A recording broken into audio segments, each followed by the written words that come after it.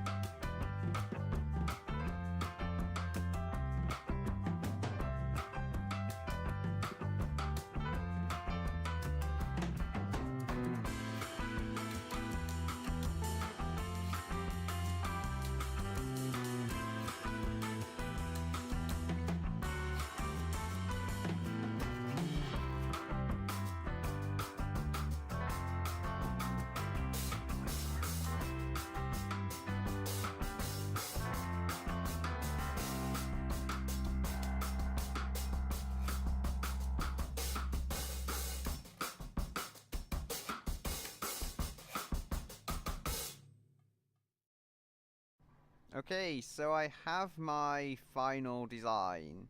Well, this is the high-end variant, admittedly, which means we do get a sporty wing here. We also get quad exhausts and a front lip. That's basically it.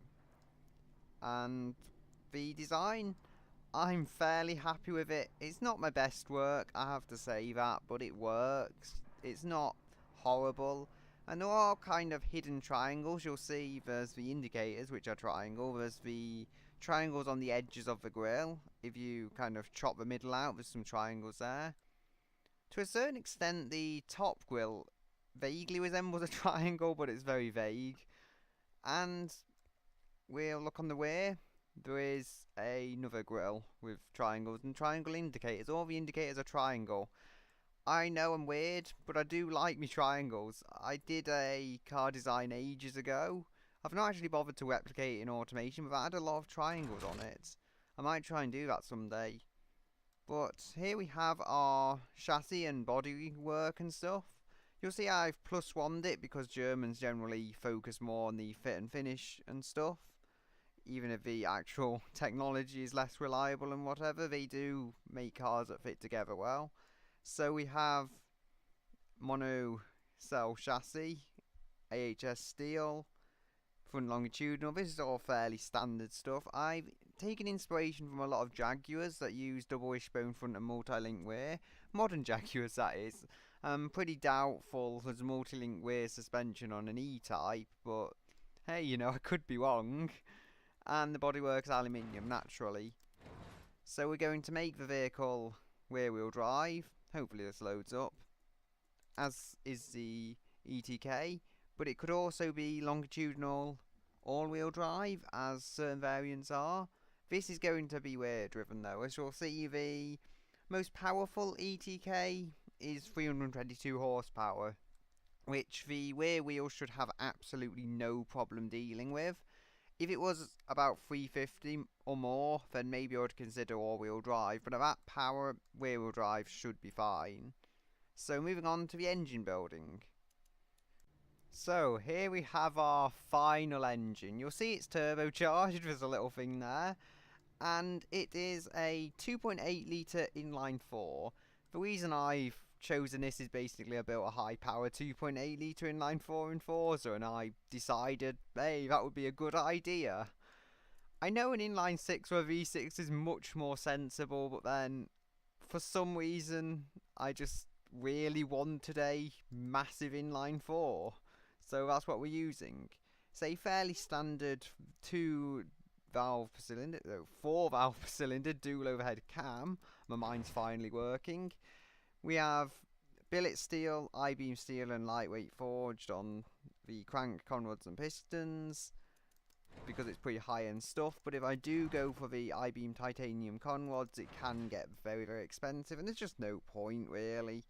We have a fairly low compression and a fairly low cam profile, which means economy is actually surprisingly good for how crazy this engine is, just because of that low cam profile. And VVL I've just stuck on 100. I might be able to even improve it, but you'll see. It's such a fine balance, and 100 just works, so I'll leave it on that. Quality is all on 0. I didn't bother to change that. We have a very, very large turbocharger. I might be able to eke a bit more power out of it. There we go. Not too much though. Not that much. Oh. Yeah. I'm finding power even now in this crazy engine. And I've not changed AR ratio either. I'm going to have a look at this stuff again, because I've clearly not developed it properly. We have multi-point electronic fuel injection even, with throttle per cylinder configuration, standard intake, and it revs to 8400. That's not changed, has it? No. So, there's our engine. Final engine, yes, not a final tune on it. Still, I'm impressed by this. We're beating the ETK by over 100 horsepower. Probably because we don't care about annihilating our sports saloon, but ETK has detuned that engine, I believe, over the 800 series, to be fair on it. Still, this is our engine, and I like it, even with that crazy amount of turbo lag. If I look back to the economy, you'll see it's still fairly decent. 732. Not too bad for how powerful this thing is. Still, I'll have a mess around and see what I can get out of it. So I've finally done a little more tuning with the engine. You'll see the figures here. Compression is again quite low. Cam profile I think is a little higher than before, and VVL is the same.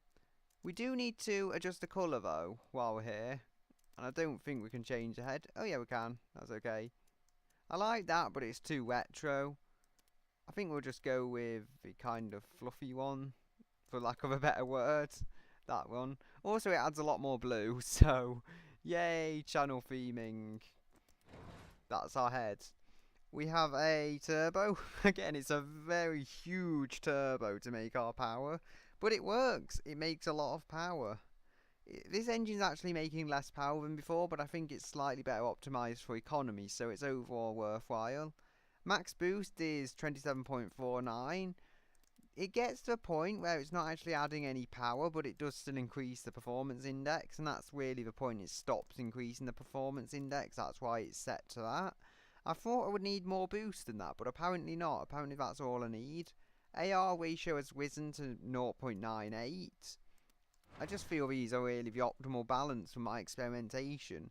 I could use direct injection, but I don't want to increase the price of it. You'll see this is fairly expensive, 576.76, but this, at least in throttle per cylinder, guys, is 1045 or 1005.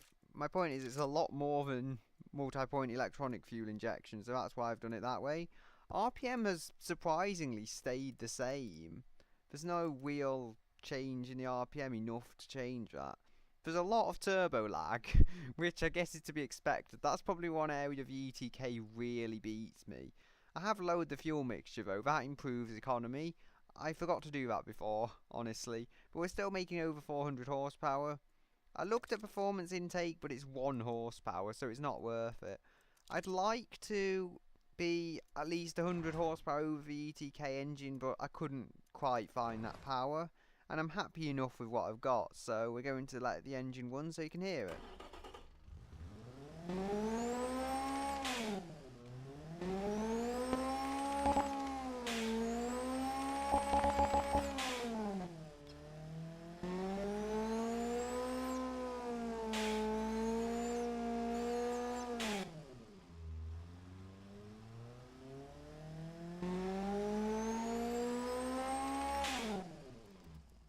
You'll see as we get to the higher RPMs, it is mainly turbo noise, but that's the way a heavily turbocharged engine works. You'll see that's a crazy inline 4 though. I can't really think of a crazier inline 4 I've built.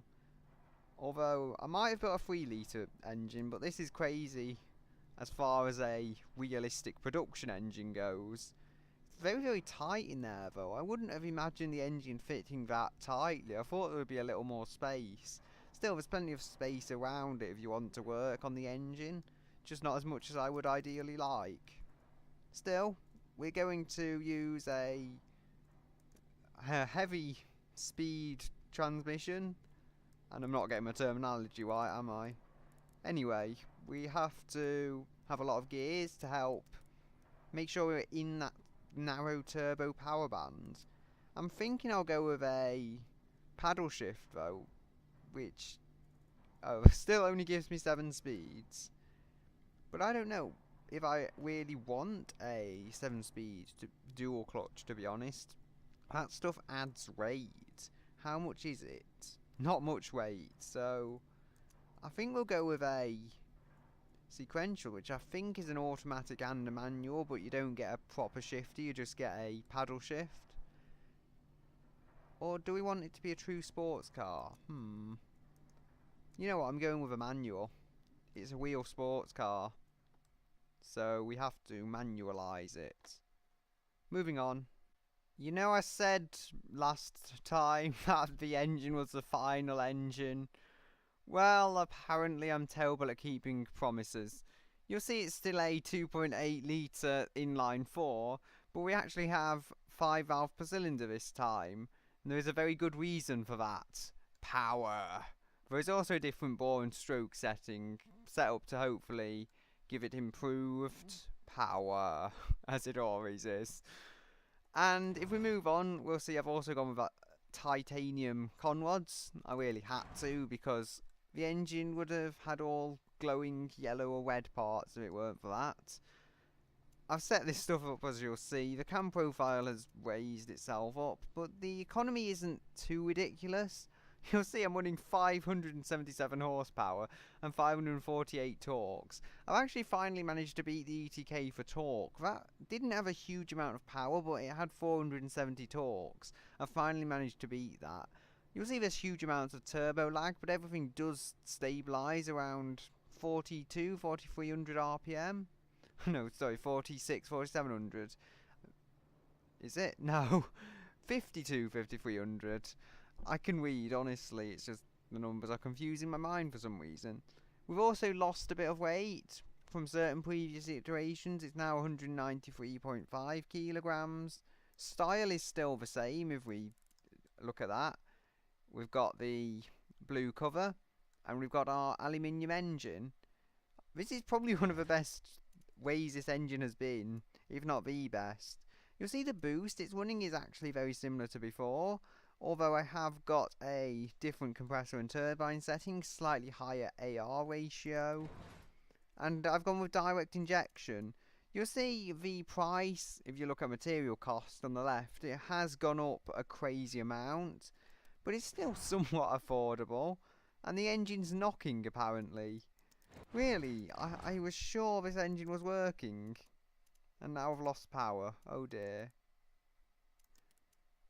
It would say that, wouldn't it, though? I mean, I didn't see anything of the sort before. Have we also got the best intercooler? Yeah. Good stuff. You see here, though, it's really just about finding the balance. I can hike the power up a little again. To be honest, though, I didn't see any problem with it before. Although, goody, I can bring that back a little. And maybe increase this and increase the performance index. Right, now thanks to some final adjusting, we have our final engine. Maybe not the best engine in the world, but it's an engine. It makes noise, it moves the car. And we're increasing the performance index by doing this. Even though it reduced the power, I don't get that. I'm going to ignore it in this one case. Anyway, the engine. It makes the power quite late. You'll hear as the turbo comes on. You can see on the kind of middle dial, after oil pressure, there's not that much turbo. Actually less than 0, which presumably means it's not kicked in. When we get to this level, you can hear the turbo coming along, you can see the boost going up. Interestingly, the power does drop off though, and the boost drops a little. Still making loads of boost though. I like to think of this as a pre-tuned Japanese engine, since you have things like the Super that are untuned, but this is kind of a pre-tuned version of that. That's how I like to think of it. We have gone with a double clutch transmission. The reason for that being that the gearing, you can see, you don't really want to be shifting through all those early on. You can use the paddle shift, why I've gone with double clutch, if you really want to. But I just don't see why you would want to do that, because the auto will do the job, it will do it quickly. The 0 to 60 time is fairly good as well. I've had to use the gears really closely to achieve that, and it did also give me 20.2 miles per gallon. Just over 20, I know, but it's a 577 horsepower supercar, so that's not bad at all, actually. And yeah, the torque and the power is better, but we're also beating it for acceleration. 3.8 seconds is the quickest the ETK will do 0 to 60 in, and we do it in 3.3, so half a second quicker. That's good. Good stuff. We're verging on a supercar here, although the wheel spin is slightly ridiculous now. I could probably go with a better differential, but I want to keep this cheap, as we'll get on to later. I've gone with sports compound road tyres, and they're 245s all round. I have slightly flared out the arches, but I can't really flare them more without it beginning to get ridiculous and become a wide body, which I don't really want. It's basically a hatchback, that's why you can only fit 235s from standard and 245s with the flares. I've also gone to alloy wheels. I did have magnesium, but the market seemed to like alloy, so I went with that. But he did seem to like steel actually, but I'm not building a sports car with steel wheels, that's just ridiculous. We do have a family sport rating mainly, that's what people see it as. The brakes I set up as the market seemed to like, but with my own adjustments. Basically set the figures on the pad type and stuff as low as they would go, because race pads, I'll assume, aren't as reliable as lower grade pads. And they seem to like vented discs all around, only 3 piston on the front and 1 on the rear. The under tray is fully clad. I didn't need anything really fancy to make downforce. It does it with the standard fully clad undertray so we can mass produce this thing. Yay! Brake airflow. Well, that was suffering because at a time I didn't have 5 valves per cylinder on the engine, so it was struggling to get 180, and I really wanted it to become a 180 horsepower, sorry, miles per hour engine. And again, there's just bits of setup I've got to do here. Can probably lower that a little, bring some more cooling onto the engine. And then I've lost my top speed, so I have to move this stuff back. But you'll see, the basics remain. 20.2 miles per gallon, actually improved it slightly. Now we get onto the kind of interior and stuff. I should probably make this stuff slightly higher quality. I know it's increasing my cost and making it more expensive, but again, the Germans are all about that fit and finish, so that's where I want to spend a bit more money on. It has got 4 sporty seats, because you would have 4. 5 is probably forcing too many people here. It is basically a 2+2 in my book. We can use this suspension technology, fairly basic stuff, nothing really fancy here, but it's set up in a sporty way, so that should help. I did notice though increasing the quality seems to have increased the statistics massively, which is good. Now if we look on markets, it is still under 20,000, that's good. I feared the quality might have changed it too much. So I think we can make 4% profit, just over 20,000, but I know this thing isn't very profitable. It's the top line though, remember, it doesn't have to be. We're probably going to sell more of the economy version, and that can have some cheaper engine we bought from Honda or whatever. We don't have to make huge profit on our top end car. The weight I'm actually quite happy with here. It has 2 seats extra than the ETK, only about 36-37 kilos heavier. Just over 30 if it's the automatic ETK we're talking about. And the reason for that mainly is the interior. You'll see they wanted standard and basic. I did look this up on the markets, but it's probably changed now, and they want some premium or sport interior. No, they don't. Still like the standard stuff, eh? Maybe I want to go even more basic. I mean, this seems entirely reasonable though for what I'm going with, which is a sports car. It doesn't have to have anything being really high end. It just has to work round a track and, you know, get you home as well in decent enough comfort. Although it's sport suspension, I didn't dare go with anything else. It's 570 plus horsepower here, remember. Anyway, we have got 54% front weight balance. That is also very good. Remember, this thing is all-wheel drive now, so, you know, to get that weight balance with an all-wheel drive system isn't too bad. I felt I had to go with all-wheel drive. Again, it's this much power, so we couldn't really avoid it. I'm going to take it round the Top Gear test track rip-off now and see how it does. So I'll return when I've done it. Okay, so the vehicle's at a time of 1 minute 17.03. I'm actually slightly skeptical of that. I mean, I know it's very powerful and has all-wheel drive, but that is so suspiciously good. It came just below a Bugatti Veyron Supersport and just above a Gumpert Apollo and above an Ascari A10 and Mercedes-Benz AMG GT. Which is remarkable. You have to think, this is no supercar. It's a sporty saloon, really. Very, very sport bias, but nonetheless, look at the price. $20,000.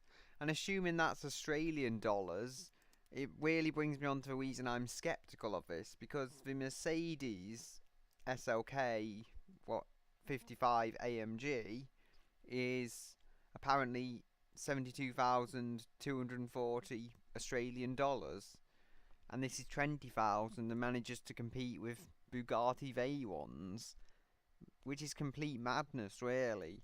I don't know how it does that. Maybe I'm just an amazing engineer and don't know it yet, but still, this is what we've got. I could try it round Nürburgring even to see if it's still the same story there. But for now I'm happy with this time. Maybe someday I'll redevelop it into even more of a monster, I don't know. The reason I can think though is it's not got too much downforce. So if we look there, it's got some downforce to hold it to the road, but it's not got crazy amounts like something, say, the V1 would have. That would have probably downforce in the tens or hundreds. That might have helped it around a fairly tight and comparatively low speed track if you compare it to something like Nürburgring. But I'm just impressed with it. I didn't expect this level of performance. And even if I've built something completely different, I'm still happy with the result. I'm still happy that I've built something I like here. The engine as well. I have to go back on here because it's this crazy power plant that perhaps enabled it to do as well as it did. 577 horsepower. I can only guess it's just the way you keep the RPM. A lot of the time the drive was keeping it over 5,000, and that's going to naturally help keep the thing under control. Also, I'm not sure the engine is entirely green all the time. Just double check, but if it hits the limiter and goes orange, that gets me nervous. Yeah, it's probably nothing to worry about, but it always gets me nervous when an engine does that. Still, it's secure enough, I think, in terms of reliability. And that's all I've got. So, you know, I'll probably build a lower version of this next. And I've forgotten to name it. This happens every time, honestly.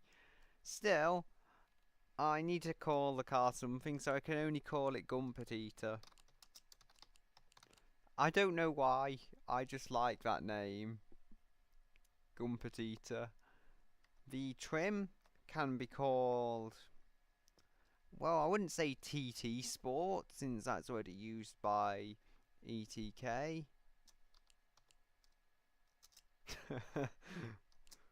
Yes, our sporting arm is W Sport. I know it's not a W, it's actually two U's joined together, but we don't know that. Now, the engine family can be 2.8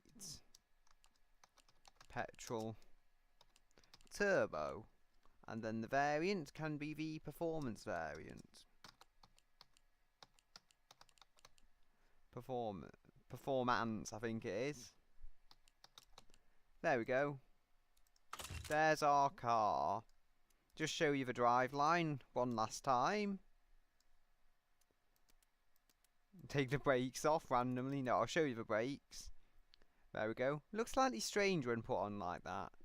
Anyway, there's our engine in all its glory. So, with this beautiful image, I'll say goodbye until another day.